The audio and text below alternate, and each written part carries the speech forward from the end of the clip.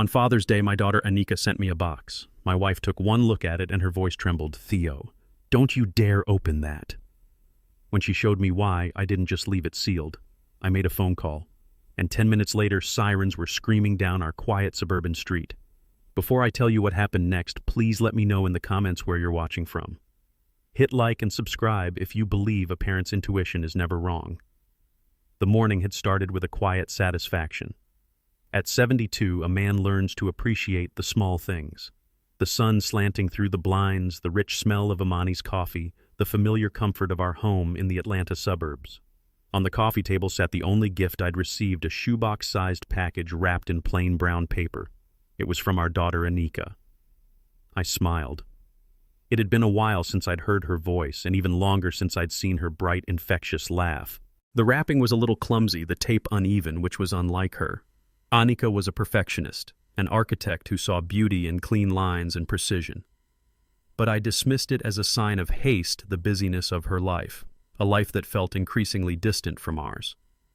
Amani walked in from the kitchen, a mug in each hand. She stopped dead in the middle of the living room, her eyes fixed on the box. A strange stillness came over her. "Theo," she said, her voice barely a whisper. "Don't open it." I chuckled, reaching for my coffee. "Now, Amani, don't be like that. I'm sure it's another pair of socks, but it's the thought that counts." I winked at her, but her expression didn't change. It was a look I hadn't seen in years, a look of profound unease that made the hairs on my arms stand up. "I'm not joking," she said, setting the mugs down with a soft click. "Don't open it. Can't you see?" "See what?" It was just a plain brown box. I picked it up. It felt light, almost empty. "What is it, honey? What am I supposed to see?" She moved closer, her finger trembling as she pointed to the bottom corner, near a seam where the tape was peeling away slightly. "There," she breathed. "Look closer." I squinted. My 72-year-old eyes weren't what they used to be. At first, all I saw was a small, dark smudge the color of dried mud. "It's just a little dirt, Amani, probably from the delivery truck." She shook her head fiercely, her jaw tight. "No, it's not dirt." She leaned in, her nostrils flaring slightly. The look on her face sent a shard of ice through my heart. "I was a nurse for 40 years, Theo. I've cleaned more wounds than I can count. I know the smell of iron. I know the smell of dried blood." My own breath hitched in my chest. I lowered my head, bringing the corner of the box closer to my face. And then I smelled it. Faint, almost undetectable, but it was there. A coppery metallic scent. The scent of life spilled and left to dry. I froze. Everything in the room seemed to recede, the cheerful sunlight, the aroma of coffee, the ticking of the grandfather clock in the hall. All of it was swallowed by a sudden, terrifying void. Anika would never be this careless. She would never send something stained. Unless she couldn't help it. Unless she didn't have a choice. I gently placed the box back on the table, as if it were a bomb. I looked at Amani, and in her wide, frightened eyes, I saw my own terror reflected back at me. A silent understanding passed between us, a lifetime of shared fears and hopes culminating in this single horrific moment. My hand was steady as I pulled out my phone. My fingers felt like they belonged to someone else. I didn't call 911. Not yet. I scrolled through my contacts to a name I hadn't called in years. Morris. My voice was raspy, a stranger's voice in my own throat. "Morris, it's Theo Covington. I need you to get to my house. Right now. Don't ask questions, just come. And bring a forensics team." I ended the call before he could respond. Then, and only then, did I dial 911 to report a potential emergency, my words clipped and precise, betraying none of the chaos churning inside me. The 10 minutes it took for the sirens to appear felt like 10 years. A thick, suffocating silence descended on the room, broken only by the frantic beating of my own heart. In that silence, my mind began to race, tumbling back through years of forced smiles and ignored warnings. A slideshow of my daughter's life flickered behind my eyes, and every frame was tainted by the shadow of one man, my son-in-law Chad. I remember the day Anika brought him home. He was everything you'd expect a successful white investment broker to be. Charming, handsome, with a smile that could sell sand in the desert. He said all the right things, complimented Amani's cooking, and listened with rapt attention as I talked about my old woodworking business. He seemed perfect. Too perfect. There was always a subtle condescension lurking beneath his polished surface. a way he'd call me sir that felt more like a put-down than a sign of respect. He'd gently correct Anika in front of us, framing it as a helpful suggestion, but it was always a quiet assertion of control. He made jokes about our humble neighborhood, always comparing it to his own affluent upbringing in a way that was meant to sound self-deprecating, but was really just a reminder of his perceived superiority. We saw it, Imani and I, we saw it all. But we stayed quiet. We didn't want to be the stereotypical disapproving in-laws. We didn't want to risk pushing Anika away. So we smiled, we nodded, and we welcomed him into our family, ignoring the cold knot of dread in our stomachs. That knot tightened the day Anika came to us, her eyes shining with excitement, talking about the dream house Chad had found for them. The only problem was the down payment. Chad's money was tied up in a long-term investment, he'd explained with a wave of his hand. It was just temporary. I looked at my daughter's hopeful face, and I made a decision that I would come to regret for the rest of my life. I sold the workshop, my sanctuary, the place where I had turned rough-hewn timber into art for over 40 years. It was more than a business. It was a piece of my soul. I gave them the money, every last cent, a loan, without interest or a repayment date.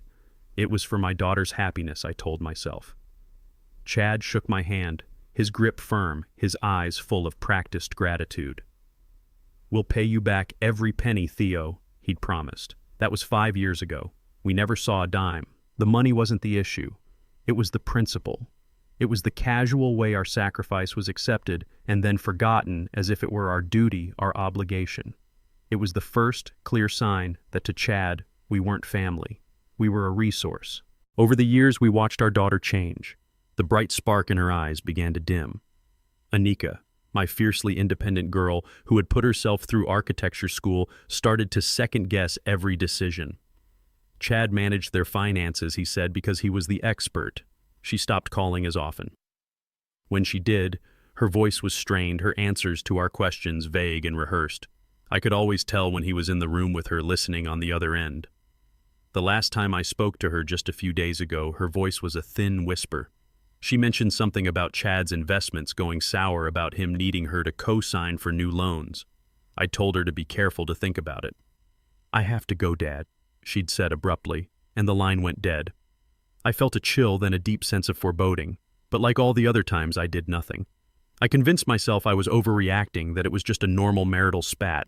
I chose the comfort of denial over the hardship of confrontation. And now this box, this ugly brown box with its damning secrets stained on the corner. It wasn't a gift. It was a message. It was the price of my silence. The wail of the sirens grew louder, closer, a sound of reckoning for all the things I had left unsaid, for all the moments I had failed to act. The time for silence was over. The distant wail of sirens sliced through the heavy silence in our living room. It wasn't a sound of chaos, but of an inevitable beginning. Imani squeezed my hand, her knuckles white. She said nothing, but I could feel a slight tremor in her touch. But me, I wasn't trembling. Strangely, the initial terror that had gripped me had solidified into something sharp, something focused. 2 police cruisers pulled up smoothly to the curb, their flashing lights painting silent rotating streaks of red and blue across our walls. I was already at the door waiting. The man who stepped out of the lead car wasn't a stranger. He was tall and broad-shouldered, carrying himself with the easy authority of a man comfortable in his own skin. It was David Morris. His face was etched with the seriousness of his job, but in the eyes that met mine there was a respect that time hadn't erased. Nearly 20 years ago, Morris had been a directionless kid on the verge of making some bad life choices. I'd taken him on of the workshop, taught him not just how to plane a piece of wood until it was true, but how to build a life that was just as straight. He never forgot. "Theo," he said, his voice a low, steady baritone. It wasn't the voice of a cop addressing a civilian. It was the voice of a man addressing a mentor. "You called." I nodded, my own voice hoarser than I expected. "David, thanks for coming so fast. Come on in." I led him into the living room, where the box sat on the coffee table like a silent accusation. A forensics team, 2 people in white coveralls, followed with their sterile silver cases. They moved with a quiet efficiency that was both reassuring and terrifying. They didn't speak a word, communicating with slight gestures as they began photographing the box from every conceivable angle, their presence making the nightmare suddenly undeniably real. Imani stood pressed against the wall by the fireplace, her arms wrapped around herself, her eyes never leaving that dreadful package. Morris took in the scene, his gaze resting on the box, then on Imani's pale face, and finally on me. He waited. I explained everything, keeping my voice as level as I could, stripping the story of emotion and sticking to the facts. Imani's warning, the faint dark stain, the metallic scent of dried blood, the last stilted phone call with Anika a few days prior. When I finished, Morris was quiet for a long moment, his sharp detective's eyes scanning the room as if trying to read the history in the walls. "You did the right thing calling me," he said finally. "We'll take this back to the lab, get it analyzed right away. But I have to ask Theo, do you think your daughter is in immediate danger?" I met his gaze without flinching. "I don't think it, David," I said, my voice dropping low. "I know it." The forensics team carefully placed the box into a sealed evidence bag. The simple action felt so final, so formal. As they carried it out of our home, it felt like they were carrying away the last shred of normalcy we had left. Morris stayed behind, his expression grim. He understood. He knew me well enough to know I wasn't a man given to flights of fancy. He knew that for me to make a call like this, something had to be terribly, terribly wrong. The trust between us was a silent, unbreakable bond forged in sawdust and shared purpose years ago. And in that moment, it was the only thing I had to hold on to. My phone buzzed on the end table, a harsh, intrusive sound. My whole body went rigid. The screen lit up with a single name: Chad. A wave of cold fury washed over me, so potent it almost made me dizzy. Morris caught my eye and gave a slight, almost imperceptible nod. He mouthed the words, "speakerphone." I took a deep, steadying breath, tapping the green icon, the press of my thumb feeling unnaturally heavy. "Hello?" I tried to keep my voice even, a calm island in the middle of my internal hurricane. "Theo, is that you? What's going on?" Chad's voice, a carefully modulated baritone designed to convey effortless confidence, filled the room, but I could hear the thin wire of tension running beneath it. "The police just called me asking some bizarre questions about Anika. Is everything all right?" He was already starting laying the foundation of his own innocence. "They're here now, Chad," I said, my voice flat. "Anika sent a Father's Day gift. There's a problem with it." "A problem? What kind of problem? Is she okay? Where is she?" The questions came in a rapid-fire burst, each one layered with a convincing tone of rising panic. It was a masterclass in performative concern. "That's what we're trying to figure out," Morris interjected, his voice cutting through the air with cold authority. "Detective Morris, Atlanta PD. Mr. Miller, would you mind coming down to your father-in-law's house? We have a few things we need to discuss." There was a beat of silence on the other end.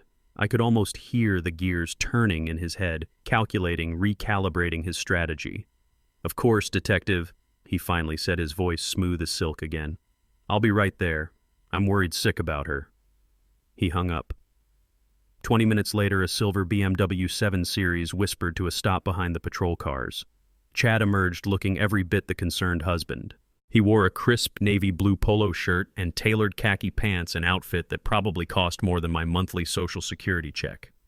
He strode into our house not with the frantic energy of a worried man, but with the focused intensity of a CEO entering a hostile boardroom. His eyes scanned the room, taking in me, Imani, and Morris in a single sweeping glance. Then the performance began. He rushed to Imani, enveloping her in a hug. "Mom," he said, his voice thick with emotion. "What's happened? Tell me what's wrong with my Anika." Imani was stiff as a board in his arms, her body language screaming a rejection that he completely ignored. He pulled back, holding her by the shoulders, his handsome face a perfect mask of distress. He turned to me, shaking his head as if in disbelief. "Theo, I should have listened to her. I should have seen the signs." I just stared at him, my face a blank wall. Let him talk. Let him build his own cage. "Signs? What signs are you talking about, Mr. Miller?" Morris asked, his tone neutral. Chad let out a long, theatrical sigh. "Her depression, Detective. It's gotten worse these past few months. She hasn't been herself. She gets these dark moods, locks herself in her studio for days. I've been begging her to see a therapist, but she's so proud, so stubborn." As he spoke, a memory surfaced in my mind, sharp and clear, Anika's hushed voice on the phone just last week. "Dad, I think Chad's in some kind of financial trouble. He keeps getting angry when I ask about our savings." His story was a lie, a carefully constructed narrative to paint my daughter as the problem. He continued, his voice dropping to a conspiratorial whisper. This morning she was distant. She said Father's Day was making her sad, reminding her of her grandfather. She said she just needed to get away to clear her head. She packed a small bag. I thought she just needed some space. He ran a hand through his perfectly styled hair. My God, I should never have let her leave alone in that state. He was brilliant, I had to give him that. He had an explanation for everything. A reason for her absence, a pre-packaged psychological diagnosis, a built-in excuse for any strange behavior. He was framing her as a flight risk, an unstable woman on the verge of a breakdown. Then he turned the full force of his manipulative pity on me. Theo, I know this must be incredibly stressful for you, he said, his voice dripping with false sympathy. You're worried. I get it. But you know how Anika can be when she gets emotional. She's clumsy. She probably cut herself on something while wrapping your gift and didn't even notice. This little bit of blood, it's probably nothing. He was gaslighting me in front of a police detective. He was trying to reduce me to a senile, overreacting old man, a relic whose concerns could be dismissed. I felt a hot rage build in my chest, but I held it down, letting my face remain a cold, hard mask. I wouldn't give him the satisfaction of an outburst. Morris stood by the mantelpiece, his arms crossed, his expression unreadable. He hadn't said a word, just watched, letting Chad spin his web of lies. Chad seemed to take the detective's silence as a sign of acceptance. His confidence grew. Listen, he said, stepping into the center of the room, taking charge. I'll handle this. I'll call her friends. I'll check the places she likes to go. I'll find her. I'm sure this is all just a big, unfortunate misunderstanding. He looked from me to Morris, a concerned husband, a reasonable man trying to manage a difficult family situation.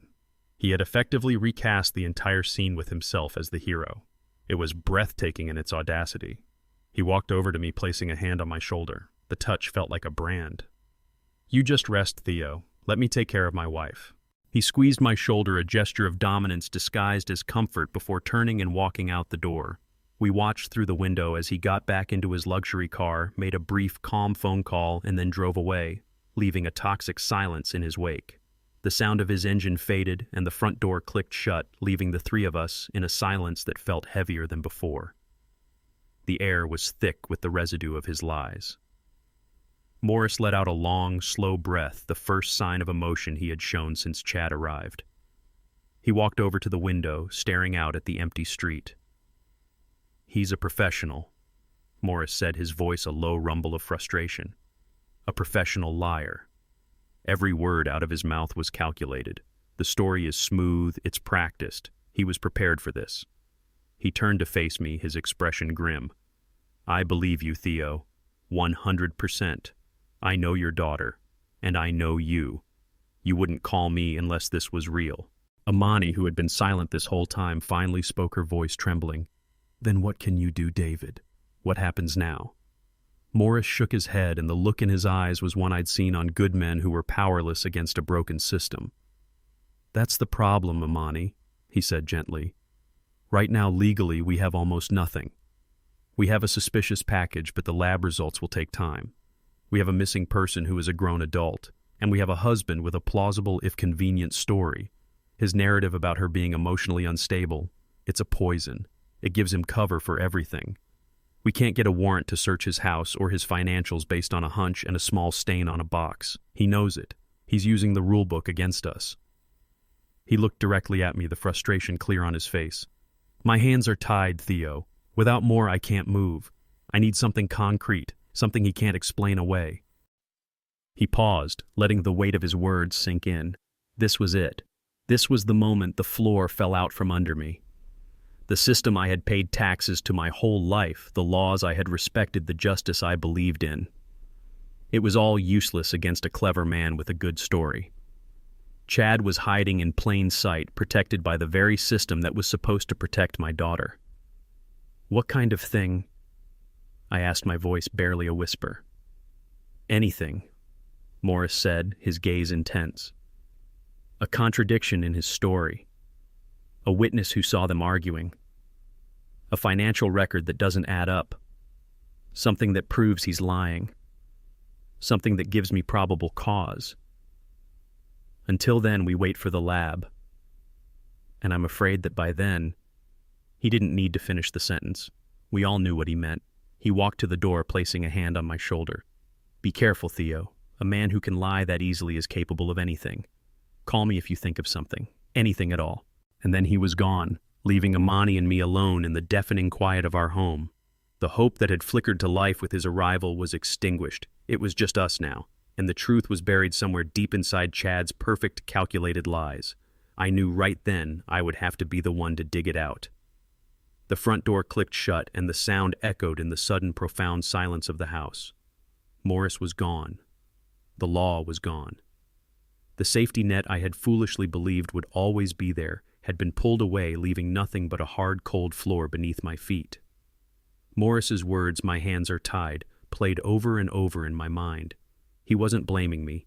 He was telling me a simple, brutal truth. The system had rules, and a monster like Chad knew how to hide in the spaces between them. For a long moment, I felt a deep, chilling despair. It was a feeling of utter helplessness, the kind that makes a man want to sit down and let the world wash over him. But then I looked at Amani. She was standing by the kitchen doorway, her face pale, her eyes filled with a terrifying mixture of fear and faith. Faith in me. And in that instant, something inside me shifted. The fear didn't just disappear. It was consumed. It became fuel for a furnace that I thought had gone cold decades ago. It was the same fire that had kept me working late nights in the workshop, turning raw timber into something beautiful and strong. For years, I had been quiet. I had swallowed my pride, ignored the subtle insults, and stood by as my son-in-law slowly chipped away at my daughter's spirit.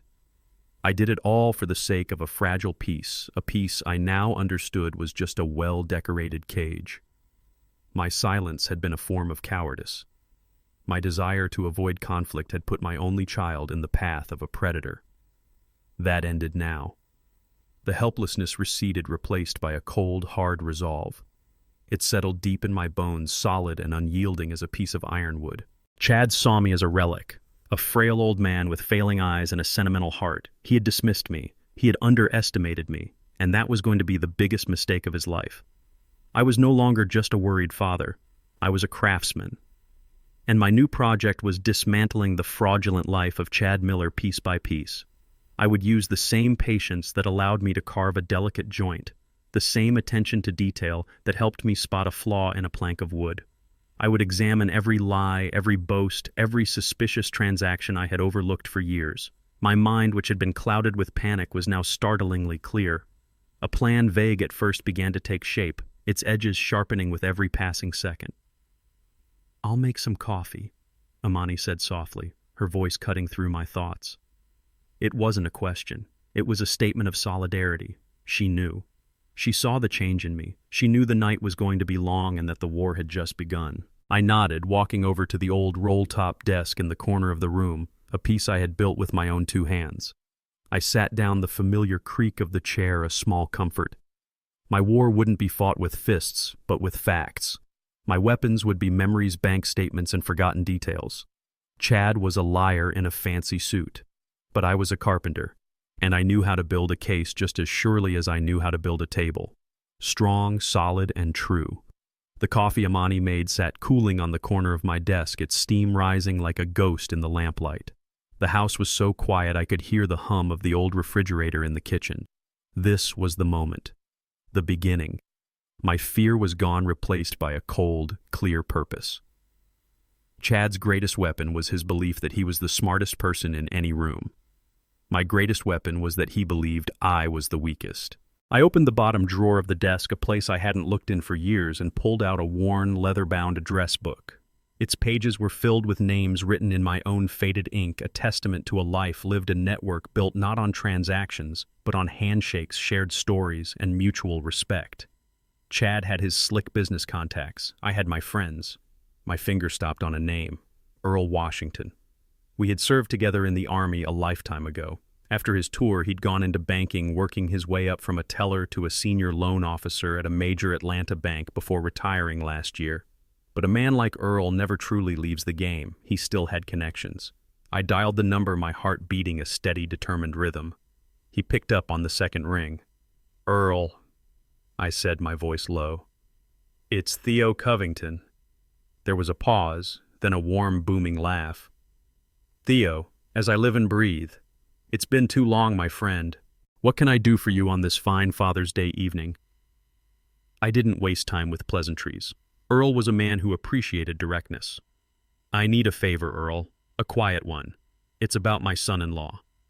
I could feel the shift in his tone, the banker's caution kicking in. "What about him?" "He's an investment guy," I explained, choosing my words with the care of a man measuring a final cut. "Always talking about his ventures. I've been keeping a list. For my daughter's sake. I need to know if these companies are legitimate. I have a bad feeling, Earl, a deep one." Over the years, during countless family dinners, I had sat quietly while Chad pontificated about his brilliant business moves, his voice dripping with arrogance. He'd throw out names of shell corporations and investment vehicles trying to impress the old carpenter with a world I supposedly couldn't understand. But I listened. I always listened. And I wrote the names down. I read the list to Earl now. 3 different LLCs, each with a vague, important-sounding name. "I don't want to know details," I said. "I just need to know if they're real, if they're solid, or if they're built on smoke." There was a long silence on the other end. "You're worried he's a fraud," Earl stated, not as a question, but as a fact. "I'm worried for my daughter," I corrected him. He let out a slow breath. "Give me 24 hours, Theo. I'll make some calls. I'll be discreet." I thanked him and hung up.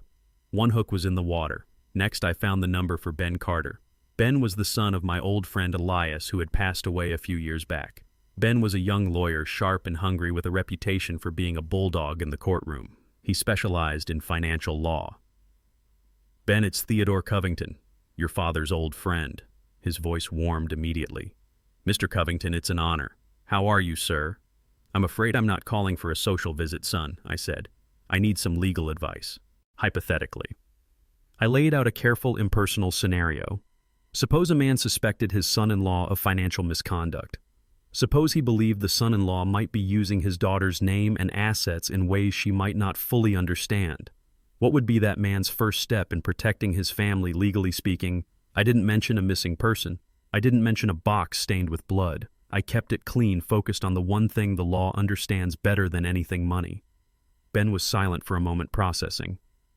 "The first step," he said, his voice now all business, "is to gather proof. Any documents with your daughter's signature. Loan agreements, bank statements, incorporation papers. Without documentation, it's just one person's word against another's. If you can find evidence that he's forged her signature or coerced her into signing something against her interest, that's a federal crime, Mr. Covington. That changes everything." His words were a beacon in the fog. Proof, documentation. It wasn't about emotion or suspicion, it was about hard facts. "Thank you, Ben. That's what I needed to know." I hung up the phone and sat back in my chair. The house was still. The coffee was cold. But for the first time since I saw that box, I felt a flicker of something other than fear. I felt the familiar stirrings of a craftsman with a new project. I had the raw materials, years of observation, a network of trusted men, and a deep, burning motivation. Now it was time to get to work. I pulled a fresh legal pad from the drawer. At the top, I wrote a single name: Chad. It was time to start building my case. I sat at my desk for what felt like hours, staring at the blank legal pad. Chad's name was written at the top, a solitary testament to my new grim purpose. Ben Carter's advice echoed in my head: proof, documentation. But where do you start looking for proof when you don't even know what the crime is? My mind felt like a locked room. The answers I needed were inside, but I couldn't find the key. I picked up a piece of mail from my own desk, a utility bill, turning the crisp envelope over in my hands. It was just a plain official document. And then it happened. The simple act of holding that envelope, seeing the printed return address and the official-looking font, was like a spark landing on dry tinder.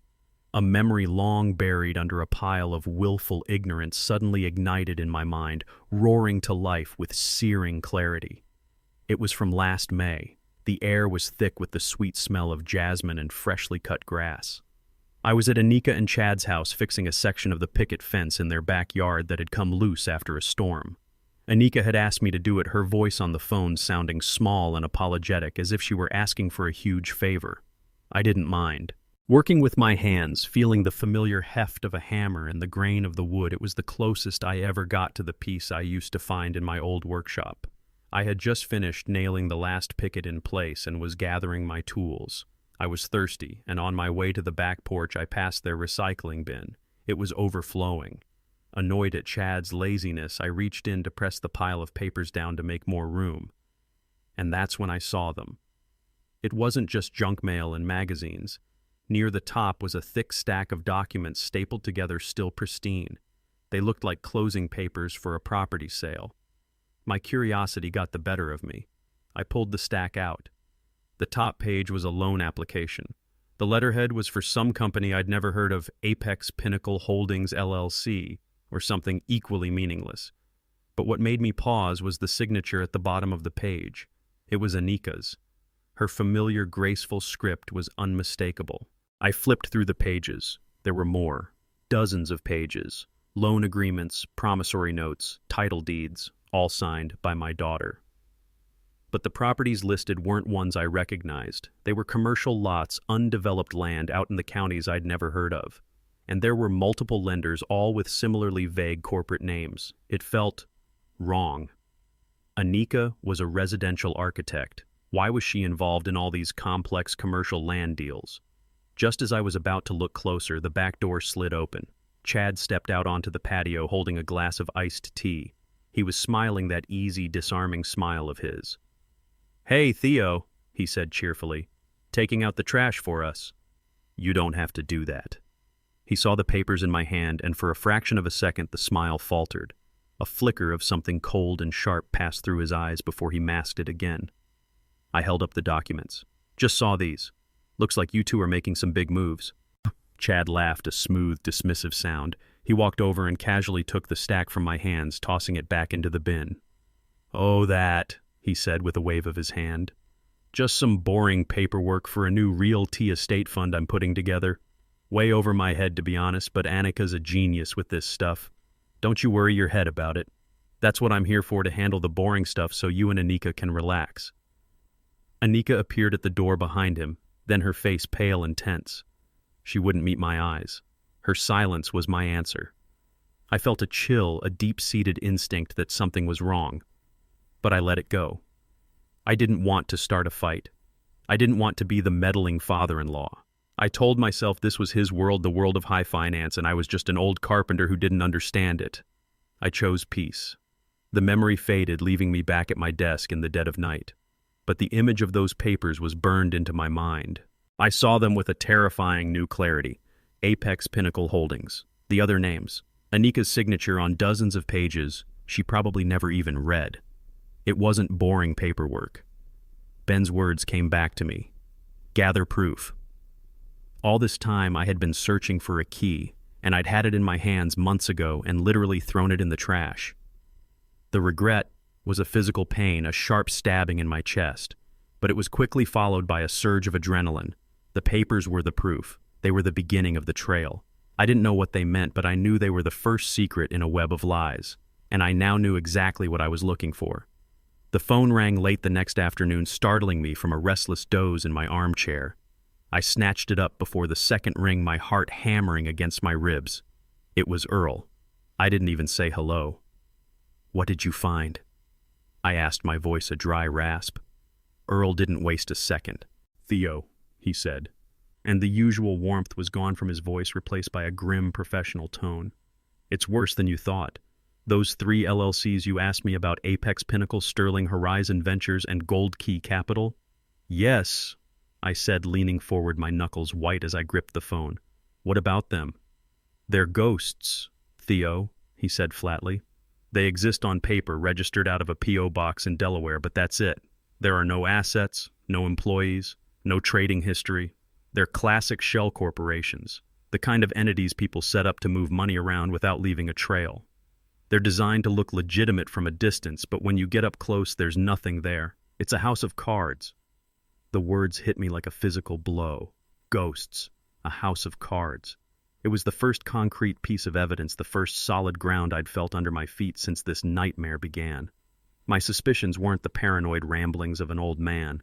They were real. "What does that mean exactly?" I asked, even though I already knew the answer. I needed to hear him say it. "It means your son-in-law isn't an investor, Theo," Earl said, his voice hard as granite. "He's a con man. These companies are likely fronts for some kind of fraud. He's probably using them to launder money or to create the illusion of a successful business to lure in other investors." He paused, and I could hear him breathing on the other end of the line. "Listen to me, my friend. This is serious. You need to be very, very careful. A man who builds a world out of lies will do anything to keep it from collapsing." I thanked him, my throat too tight to say much more, and hung up the phone. I sat there in the fading afternoon light, the receiver still warm in my hand. The truth was beginning to surface, and it was uglier than I could have imagined. Chad wasn't just a manipulative husband. He was a criminal. He hadn't just taken my money. He had built his entire life on a foundation of deceit, and he had dragged my daughter down into the middle of it. The memory of her signature on those papers flashed in my mind again, but this time with a new, terrifying implication. She wasn't just a victim of his emotional abuse. She was a pawn in his financial crimes. Her name was on those ghost companies. Legally, she was just as entangled in this web of lies as he was. A cold dread far deeper than any I had felt before settled over me. This wasn't just about a broken marriage anymore. This was about my daughter's freedom. The revelation that Chad was a fraud, a builder of ghost companies, was a heavy blow. But the next discovery was the one that shattered everything. It came not from a friend or a contact, but from my own past, my own careful habits. After the call with Earl, I couldn't sit still. I went to the old filing cabinet in my study, a sturdy oak piece I had built decades ago. It was where I kept every important document of my life. Tax returns, mortgage papers, old business records from the workshop. I started pulling out files, my hands searching for something, anything that could connect to the names Earl had given me. And then I found it. A thick folder labeled Workshop Sale 2018. It contained all the paperwork from when I sold my business, the sale that had funded Anika and Chad's down payment. I hadn't looked at it in years. As I sifted through the familiar documents, a single, unfamiliar page slipped out and fell to the floor. It was a loan guarantee application. The lender was a name I didn't recognize, but the amount made my blood run cold: $250,000. It was dated just 6 months ago. The business name listed as the recipient of the loan was Apex Pinnacle Holdings, one of Chad's ghosts. My eyes scanned down the page, my heart pounding a frantic, terrified rhythm. And then I saw it. Under the section for the guarantor, the person legally responsible for the entire debt, was my name, my social security number, a copy of my driver's license, and at the bottom a signature that was a near-perfect forgery of my own. He hadn't just taken the money I gave him. He had stolen my name. He had stolen my identity. He had taken the good credit and solid reputation I had spent 72 years building and used it to secure a massive fraudulent loan for his house of cards. I sank into my chair, the paper trembling in my hand. This was a betrayal on a scale I couldn't comprehend. It was a violation so profound, so personal, it felt like he had reached into my chest and torn something out. This wasn't just about money anymore. It was a fundamental desecration of my life, my legacy. He had used me, my good name, as a shield for his crimes. And if those loans went into default, the banks wouldn't come looking for him and his ghost companies. They would come looking for me. They would take my home. They would take everything Amani and I had worked our entire lives for. The rage I felt was so pure, so absolute, it burned away every last trace of fear. This was the proof. This was the weapon Morris needed. It was the hard, undeniable evidence of a federal crime. Chad hadn't just built a cage for my daughter. He had been building one for me, too. And he was about to find out what happens when you try to trap a man who has nothing left to lose. My hands were shaking as I dialed Morris's number, but my voice was cold and steady. "David," I said when he answered. "It's Theo. I have it. I have the proof." "What is it?" he asked, his voice instantly alert, all business. "It's better if I show you," I said. "Can you come back to the house and come alone?" There was no hesitation. "I'm on my way." When Morris arrived, I didn't invite him to sit. I led him straight to my desk. I had the evidence laid out in a neat, undeniable line on the polished oak surface. I felt like a general preparing for battle. I pointed to the first piece of paper, my legal pad. These are the companies Chad has been bragging about for years, I said, pointing to the names. Apex Pinnacle Holdings, Sterling Horizon Ventures, Gold Key Capital. My friend at the bank confirmed it this afternoon. They're ghosts, shell corporations registered to a P.O. box. They have no assets, no business. They're a complete fraud. Morris looked at the list, his jaw tightening. That's a start, he said. It establishes a pattern of deception, but it's not enough to get a warrant for his home. He could argue they're just failed startups. I know, I said, my voice dropping. But this is. I slid the single sheet of paper from the folder across the desk towards him. The loan guarantee application. Morris picked it up. I watched his eyes move across the page, his expression shifting from professional curiosity to shock and then to a cold, hard anger. He saw the amount. He saw the name of the shell company. And then he saw my name, my social security number, and the forged signature at the bottom. He looked up at me, the paper held tight in his hand. He stole your identity, Theo, he said, his voice a low growl. Yes, I said. He used my good name to fund his house of cards, and he did it 6 months ago. This was the moment. This was the turning point. The power in the room had shifted, moving from the shadows where Chad had been hiding and into this small lamplit study. It was no longer my word against his. It was his signature on a fraudulent federal loan document. Morris's hands were no longer tied. I had just given him a pair of bolt cutters. He carefully placed the document back on the desk as if it were a holy relic.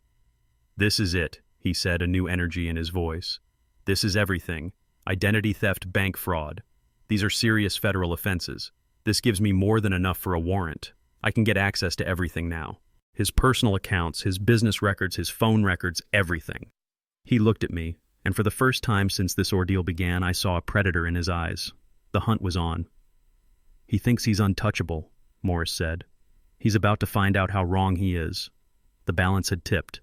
The old carpenter had just handed the law the hammer it needed, and now it was time to bring it down. The moment Morris held that fraudulent loan document in his hand, the entire atmosphere in the room changed. He was no longer just my friend David. He was a hunter who had just been handed a clear set of tracks. He pulled out his phone, his movements swift and economical. I sat at my desk, a spectator, now watching the gears of a great and powerful machine grind into motion. "Get me Judge Miller," Morris said into the phone, his voice sharp with authority. "Tell him it's about that bank fraud case we discussed last week. No, this one's new, and it's airtight. I have evidence of identity theft, forgery, and multiple shell corporations tied to a potential kidnapping." The words filled the small room with a weight they hadn't had before. Kidnapping. Hearing him say it out loud made it terrifyingly real. My quiet personal investigation was over. This was a federal case now. For the next hour, my home, a place of quiet retirement, became a command center. Morris worked with a speed and intensity that left me breathless. He explained the strategy to me as he paced the floor, firing off calls and texts. The plan was a three-pronged attack, a net designed to close in on Chad from all sides, leaving him no room to run. First, we cut off his money. Morris explained, his eyes glinting with a cold fire. The warrant for bank fraud allows us to freeze every asset he has. His checking accounts, his investment portfolios, his credit cards, everything. By the time he realizes what's happening, he won't have enough cash to buy a bus ticket. Boss. It was a brilliant, ruthless move. Chad's entire world, his power, was built on the illusion of wealth. Morris was about to pull the plug on the whole charade. Second, he continued, we get eyes everywhere. The warrant will give us access to his home, his car, and his office. We're not just looking for Anika, we're looking for computers, documents, anything that connects him to these shell companies and this loan. We're going to dismantle his entire fraudulent enterprise. Finally, he looked at me, his expression serious. And third, we find your daughter. The felony warrants give us the right to get a real-time trace on both his and Anika's phones. We'll know where he is and hopefully where he's taken her. He was giving me back my hope piece by piece, but it was a hope tinged with a terrible anxiety. The trap was being set with terrifying efficiency. A silent digital net was tightening around my son-in-law, who was probably at that very moment enjoying a drink somewhere, convinced he had gotten away with everything. When all the calls were made and all the warrants were approved, Morris stood to leave. He put a hand on my shoulder, his grip firm and reassuring. "You did good, Theo," he said. "You did what we couldn't. You gave us the key. Now let us open the door. We're moving on this now. Stay by the phone. Don't leave the house. We'll call you as soon as we have something." He left and the house fell silent once more. But this was a different kind of silence. It wasn't the silence of despair. It was the tense electric quiet before a storm breaks. Amani and I sat in the living room, not speaking, just waiting. The trap was laid, the hunters were in position, and somewhere out there a monster was walking straight towards it, completely unaware that the old quiet man he had so thoroughly underestimated had just signed his final warrant. It was just after dusk when the phone rang again. My body jolted with a fresh wave of adrenaline. It was Morris. I answered, my heart in my throat. "Theo," he said, and his voice was devoid of any warmth. It was the voice of a man who had looked into the abyss. "We got the preliminary lab report back on the box." I held my breath, waiting. "The blood is a match for your daughter Anika," he said. "The DNA is conclusive." Even though I had expected it, the confirmation landed like a punch to the gut. My daughter's blood used as a prop in some sick game. "But it's what was inside the box that you need to hear about." Morris continued, his voice grim. "It wasn't a gift, Theo. It was a plant. It was a carefully constructed stage play designed to frame your daughter."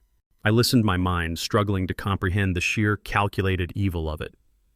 Morris explained that inside the box, nestled under some tissue paper, they found two things. The first was a cheap disposable burner phone. The second was a thick manila envelope. Inside the envelope were fabricated documents, fake bank statements, showing large wire transfers to an offshore account and a printed-out flight confirmation to the Cayman Islands.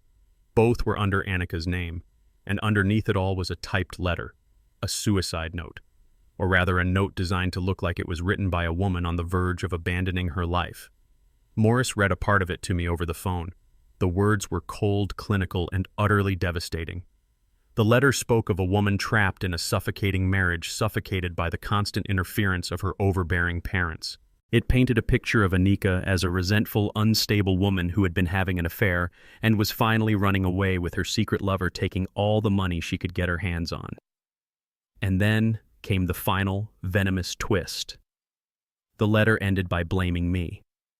It said that my constant distrust of Chad, my old-fashioned ways, and my inability to let her live her own life had been the final straw that destroyed their marriage.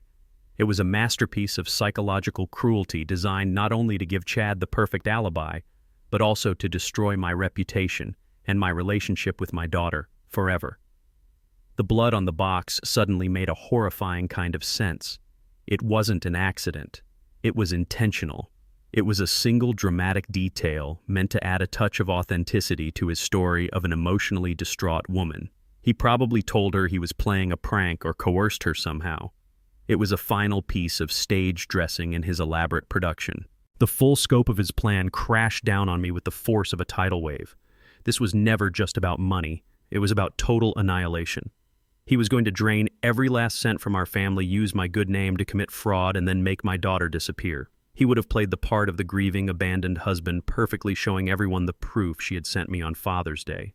He would have been seen as a victim while Anika was branded a thief and an adulteress, and I was remembered as the father who drove her away.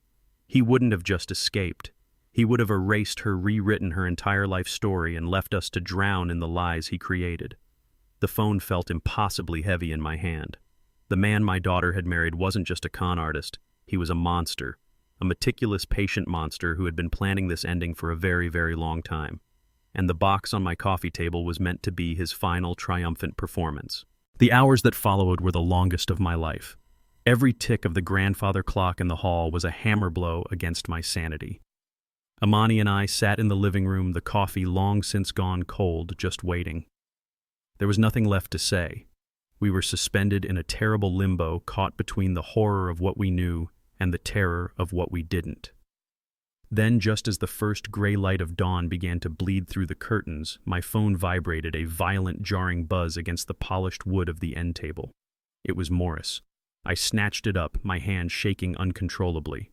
"Theo," he said, and his voice was tight, strained with adrenaline. "We have them. We have a location."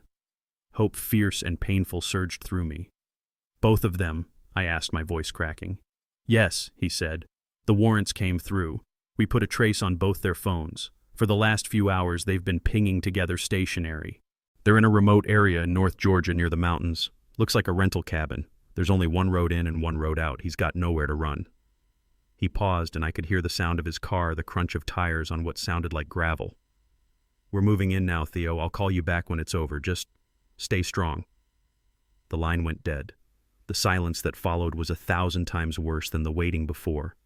It was a silence filled with images, with possibilities, each one more horrific than the last. I imagined a SWAT team, a standoff, a desperate act from a cornered man. Imani began to pray softly beside me, her quiet whispered words a thin thread of faith in the overwhelming darkness. I couldn't pray. I could only picture my daughter's face. Time seemed to stretch and warp. Minutes felt like hours.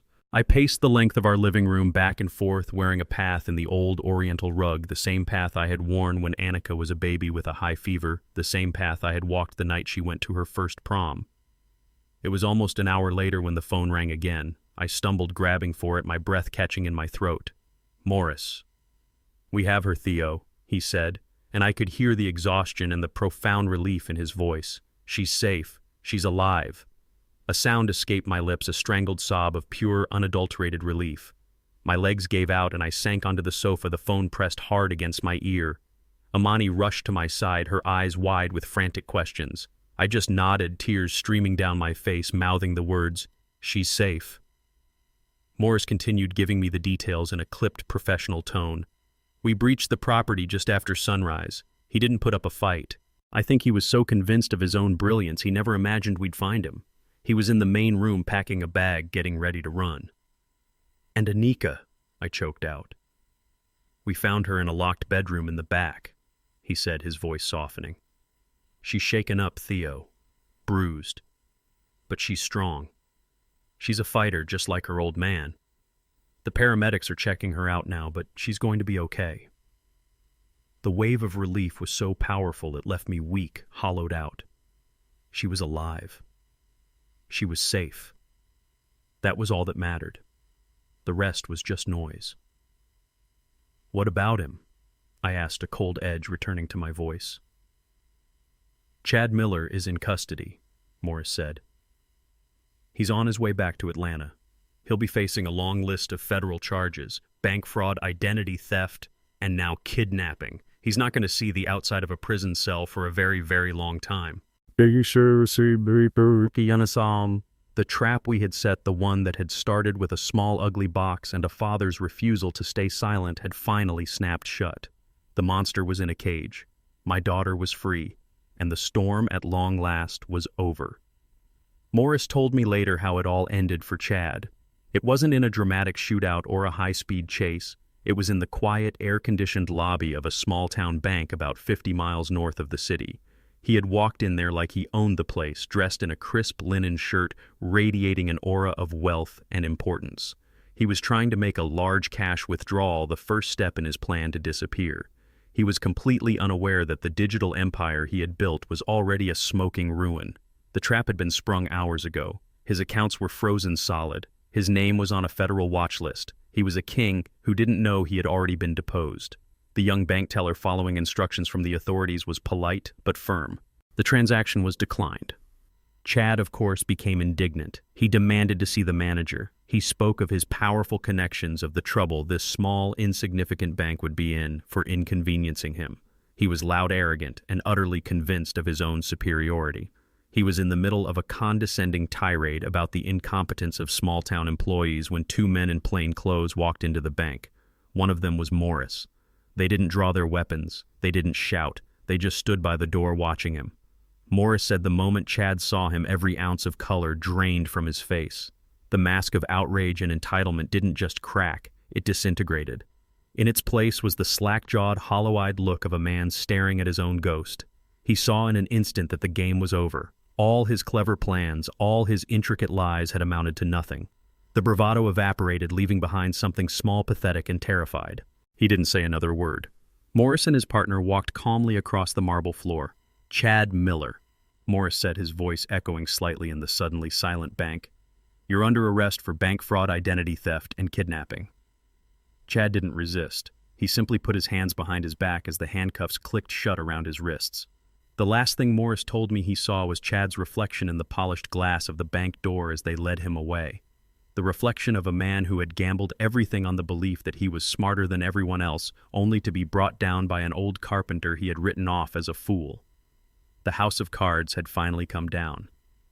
We saw our daughter in a quiet, sterile room at the hospital. She was sitting up in bed wearing a pale blue hospital gown that made her look small and fragile.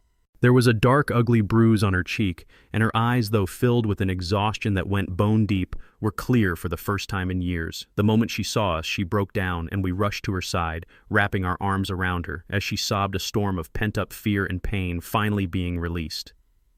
When the tears subsided, she began to talk, her voice quiet and hoarse. She told us everything. It all started to unravel a few months ago, she said, when she discovered the loan documents Chad had been making her sign weren't for investments but to cover massive debts from failed fraudulent deals. He was in over his head, and he was using her name and her credit to stay afloat. When she finally confronted him, he transformed. The charming, sophisticated man she married disappeared, replaced by a cold, cruel stranger. The verbal manipulation she had endured for years escalated into threats. He took her phone, her car keys, her credit cards. He made her a prisoner in their own home. He told me it was my fault, she whispered, her gaze distant, lost in the terrible memory. He said my negativity and my family's interference had ruined his business prospects. He started talking about a plan, a way to start over, a way to get rid of all the dead weight in his life. The dead weight was us. It was her. The Father's Day box was his masterpiece, his final act. He had come up with the entire plan with a chilling theatrical flair. He hit me when I refused to write the letter, she said, her hand instinctively going to the bruise on her cheek. He said he needed it to be believable. He held my hand, forcing me to write those horrible things about you and Mom. Her voice broke. Then he came at me with a pin. He said he needed one final touch for his story. He took the blood for the box. He told me that after Father's Day, after everyone thought I had run away, we would disappear. But I saw the look in his eyes, Dad. He wasn't planning for us to disappear. He was planning for me to disappear. In that moment, all the missing pieces clicked into place, forming a picture of a monster more depraved than I could have ever imagined. He was going to kill her. He was going to murder my daughter and use a Father's Day gift as his alibi. I looked at Anika, at the strength shining through her pain, and my heart ached with a love so fierce it was a physical force. I had been haunted by guilt, by the thought that my silence had contributed to this. I wanted to tell her I was sorry, that I should have acted sooner, that I should have fought for her.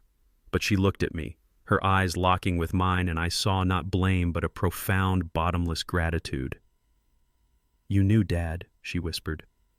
"When you got that box, you didn't just see a gift, you saw me. You heard me when I couldn't even speak. You saved my life." I reached out and took her hand, my calloused, wrinkled fingers wrapping around hers. I didn't say, "I told you so." I didn't need to. The long, silent war was over. I just held her hand and said the only words that mattered. "You're home now, baby girl. You're home." And in the quiet of that sterile hospital room, our family, broken and battered, finally began to heal. A few weeks have passed. The house is quiet again, but it's a different kind of quiet now. It's the gentle, healing silence of peace, not the heavy, oppressive silence of fear. Anika is staying with us, and every day I see a little more of the old light returning to her eyes. She laughs more. She started sketching again, her architectural designs spread across the dining room table. We don't talk much about what happened. We don't have to.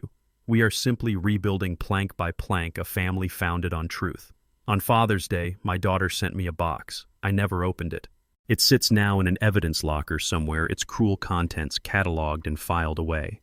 But I realize now that it was the most important gift I have ever received. It wasn't a gift of love, but a gift of clarity. It forced me to open my eyes to a truth I had refused to see for far too long. I had spent years choosing a fragile peace over a necessary conflict, believing that my silence was a form of protection. I was wrong. I learned that true strength, true love, isn't about avoiding the storm. It's about being the anchor in the middle of it. My name is Theodore Covington, and I am 72 years old. I am a retired carpenter.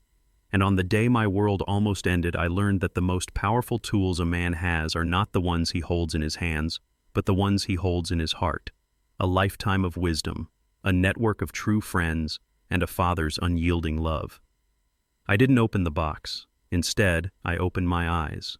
And in doing so, I was able to save my daughter and reclaim the one thing a man can truly call his own, his dignity.